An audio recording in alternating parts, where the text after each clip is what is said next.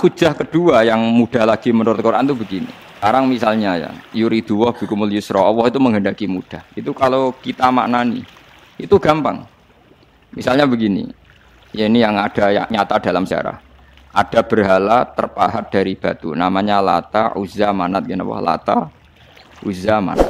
Terus ada yang beberapa yang namanya enggak di Quran, kata Hubal, kata napa? Hubal. Oleh orang-orang kafir jahiliyah, Lata itu disembah, dikatakan Tuhan. Uzza juga dikatakan apa? Tuhan.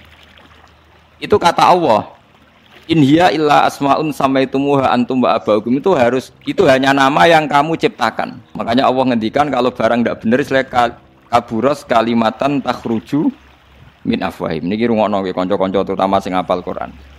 Misalnya aku darani Mustafa iku ganteng, Mustafa iku sugih. Itu namanya kalimat yang keluar dari mulut saya, tapi hakikatnya kan tidak ada. Nyatane ora ganteng, nyatane ora sugih. Tapi ini menjadi kalimat karena kadung keluar dari mulut. Ini. Tapi ini menjadi kalimat karena kadung keluar dari apa? Mulut. Misalnya saya bilang, wah Ruhin rambutnya lurus, alim, ganteng, pinter. Ini hanya keluarnya kalimat yang keluar dari mulut. Tapi kan nggak ada kenyataannya. Nah, ketika orang kafir bilang berhala itu Tuhan, itu kalimat yang keluar dari mulut. Nah, kalau hakikatnya ya batu bukan Tuhan. Hakikatnya itu batu. Berarti namane pangeran Lata Uzza itu batu apa pangeran? Batu. Nah makanya kalau Allah mengkritik orang kafir, misalnya Allah dikatakan punya anak, Yesus itu Tuhan. Ngendikane Allah napa kaburas kalimatan takhruju min afwahim. Sungguh kalimat itu satu kalimat yang salah, tapi yang kadung keluar dari mulut mereka. Jadi nomor dua ada kalimat yang memang benar. Seperti saya mengatakan 1 ditambah 1 2, 2 tambah 2 4. Nah itu baru hak karena nyata. Dikatakan apa enggak dikatakan ya tetap 2 ditambah 2 4. Sama dengan la ilaha illallah. Jadi la ilaha illallah itu sudah wujud sebelum sedunia ngakui la ilaha illallah itu sudah ada apa belum? Probedai. Sebelum ada orang Islam di seluruh dunia, Allah satu itu sudah wujud belum? Sudah. Kenyataan ini sudah ada belum? Sudah. Lah berhubung sudah kadung ada, kita hanya menyatakan asyhadu, saya bersaksi, a'lamu, saya tahu. Karena sudah ada, makanya disebut fa'lam annahu la ilaha illallah. Wong sudah ada, kita tinggal tahu, tinggal bersaksi. Nah, kalau yang tidak ada itu mbok dikatakan pun tetap tidak ada, itu hanya jadi kalimat yang keluar dari mulut, wong barangnya tidak ada. Itu disebut apa? Kaburas kalimatan takhruju min afwahim. Iyaquluna illa, jadi kalimatnya itu ada, tapi fakta yang ditunjuk kalimat itu tidak ada. Paham ya lah. Mulanya ciri utama agama itu kul ja'al haqqu wa zahaqal batil. Barang hak itu pasti ada, yaitu Allah. Barang batil ya pasti tidak ada. Pangeran telu itu tidak ada.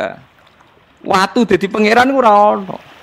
Santet ngasari dadekno aku mati ku ora ono. Mulane kula nek santet wong ora tau ndonga tolak santet.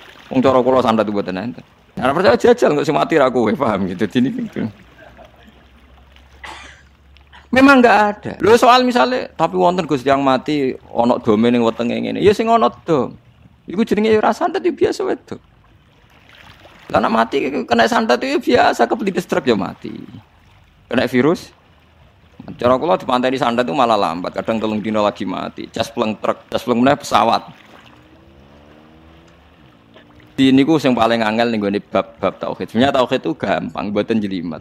Makanya Allah melatih kita yuridu wa bikumul yusra. Andekan manusia seluruh dunia dipoling untuk melihat Lata dan Uzza, itu apa? Enggak usah ada orang Islam, enggak ada orang kafir, enggak usah intervensi. Pasti mereka jawab itu batu. Andekan Isa Yesus itu dipampang di dunia, orang polling, orang Islam kafir, enggak ada yang intervensi. Dia akan bilang itu manusia. Tapi lewat rekayasa dicitrakan itu Tuhan. Lata Uzza dicitrakan itu Tuhan. Nah, itu disebut wa makaru wa makarawa. Jadi dimakru. Dia didesain sedemikian rupa. Misalnya di Yunani itu orang kalau bilang Tuhan itu akal, makanya bilang logos. Log itu logos. Tuhan itu arot. Niki rungokno aja sampai salah. Nah, salah kafir. Tuhan itu arot, Tuhan itu sifat. Jadi Tuhan itu tidak ada zatnya. Kemudian logos ini nempel di Yesus kata orang Kristen. Sehingga logos. Logika akal, makanya kalau orang filsafat darani Tuhan itu akal 1, akal 2, akal 3, akal. Makanya disebut logi, ideologi log. Nah, pertanyaannya kemudian saat Allah itu arot, Allah itu log, kemudian belum ada tempatnya Allah bergentayangan di mana? Sebelum Yesus ada terus lalu Allah bersemayam di mana? Ada orang Majusi bersemayam di api. Nanti yang orang kafir jahiliyah bersemayam di arca-arca itu. Yang orang kuno Majusi di mana di gunung apa? Mungkin orang Sugian di Gunung Kawi macam-macam itu terus. Wah itu kan terus jadi repot. Repotnya adalah kalau sifat itu harus nempel di dat dan datnya mana nggak jelas. Itu satu. Nomor dua sifat itu sama mausuf itu mesti dulu mausufnya. Nah, makanya kata ahli ilmu kalam, jangan pernah kamu mengatakan Tuhan itu sifat. Kalau Tuhan sifat nanti butuh nempel nopo. Nah. Makanya terus kita diajari walillahil asmaul husna. Allah itu zat. Kemudian pada zat ini ada asmaul husna. Jadi mulai dulu Allah itu al-qayyum, zat yang berdiri sendiri. Nah, ini pentingnya ngaji. Ana wong alim mesti wali. Ana wong alim ra wali, goblok-gobloke wong alim. Mergo seneng dhuwit kudune wong alim iku wali. Lan Imam Syafi'i ketika disebutno wali si awali si B. Nah aku ra wali ning dunya ora ono wali. Dadi idza lam takunil ulama auliya alillah fama ala wajil ardi min waliyin. Nah, ulama wis gak wali ning dunya wis ora ono napa wali. Karena hanya ulama yang bisa menjelaskan kenapa harus ada tauhid. Ulama ngerti logikane. Fa'lam annahu la ilaha illallah. Kamu tahu. Bisa diketahui itu karena barangnya sudah hak, sudah wujud. Kalau barangnya belum wujud kan tidak bisa diketahui. Misalnya begini, berhala Lata Uzza itu yang bisa diketahui satu, bahwa itu batu. Karena batu itu wujud, ya, batunya itu wujud. Tapi sifat ketuhanannya Lata Uzza tidak wujud. Makanya nggak bisa diketahui. Oh nggak wujud. Agar barang ra wujud kan nggak bisa nopo diketahui. Yang bisa diketahui hanya barang wujud. Makanya fa'lam annahu la ilaha illallah. Harus tahu. Tapi andai kan kita tidak tahu pun ya tetap Tuhannya Allah. Tahu atau tidak tahu. Nah, ini di sini Quran sering bilang kul aminu bihi aula tu'minu. Cek kowe iman, cek ora iman ini enggak ada pengaruhnya diwujudi Allah ning zaman azza.